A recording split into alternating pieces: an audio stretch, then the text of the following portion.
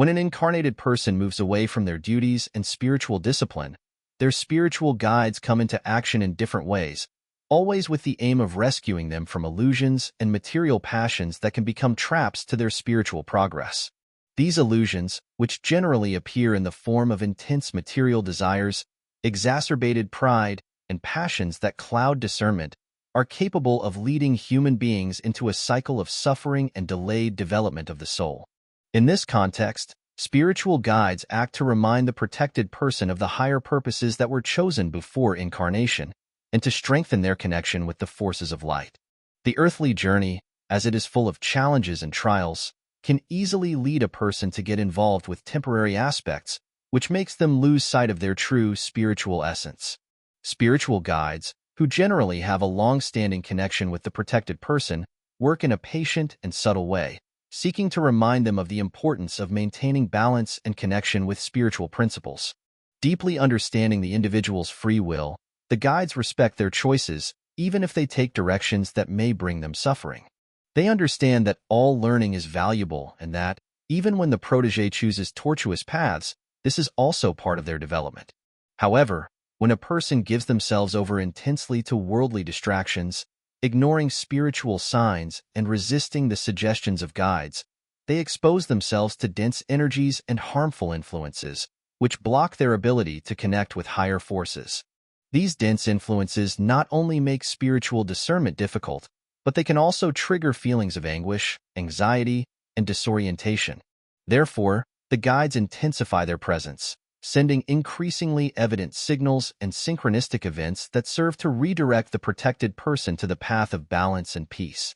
However, if these efforts still prove to be insufficient, the bond between them and the protected person may temporarily weaken, creating a barrier that prevents full intervention, as the dense energies and emotional barriers erected by the person make it difficult for the beneficial energies that they receive to access. Emanate from the guides.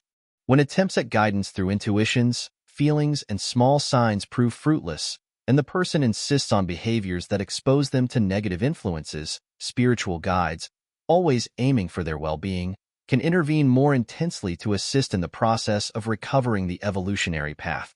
This intervention occurs in a planned manner and in total alignment with divine laws, often manifesting itself as testing experiences that promote the awakening of consciousness.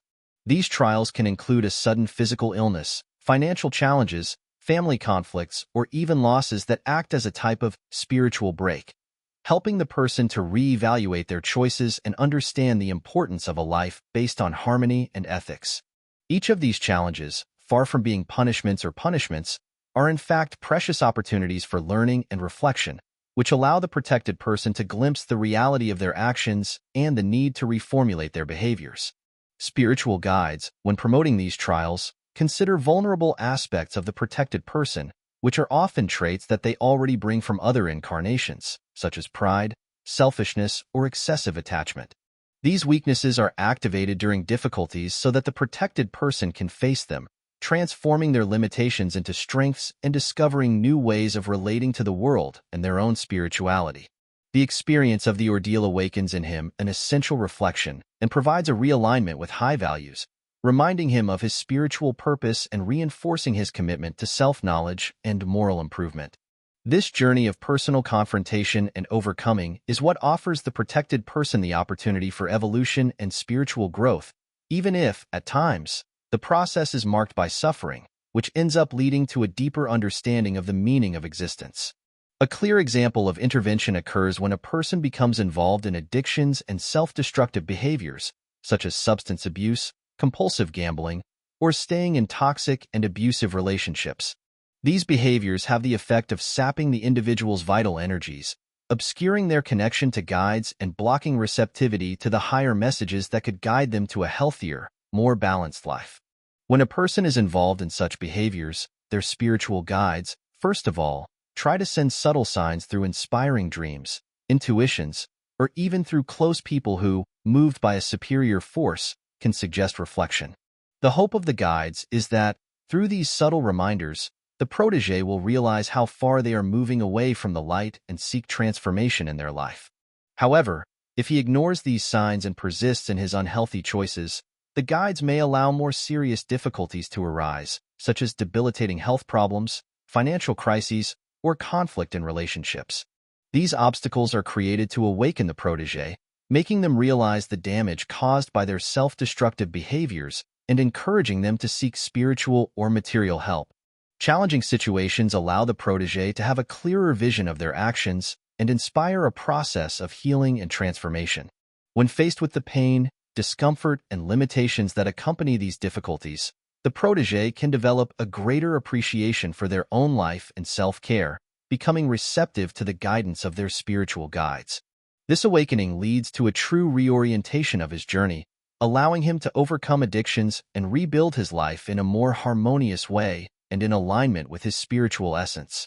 Another example of intervention occurs when a person uses their strength, power, or position to dominate or manipulate others, often being guided by feelings of pride, vanity, and a sense of superiority that move them away from the principles of empathy and respect.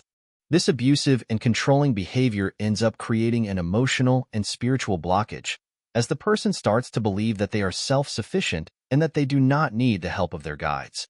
This blockage prevents the light of the spiritual guides from fully reaching their protege, who remains trapped in an illusion of self-sufficiency and superiority. In these cases, spiritual guides seek to bring lessons that promote virtues such as humility, compassion, and love for others, in the hope of inspiring the protected person to see the value of each human being and the importance of treating everyone with dignity. However, if this approach fails and the person continues to abuse their power, guides can allow them to go through experiences that reveal their own fragility, such as an unexpected illness or a situation of dependency, where they are forced to seek help and support. Through these experiences of vulnerability, the protected person is led to reflect on the value of mutual care and to recognize that all human beings are interdependent, connected by bonds of solidarity. These experiences, although challenging, allow the protege to understand that true strength lies in cooperation and love for others, promoting an openness to spiritual development and the transformation of their vision of life. By learning the importance of unity and respect, the protege can realign with higher values and return to the path of spiritual growth. Spiritual guides play a central role in the lives of their proteges, offering constant support and guidance with the purpose of promoting spiritual evolution and the realization of the divine plan outlined for each being.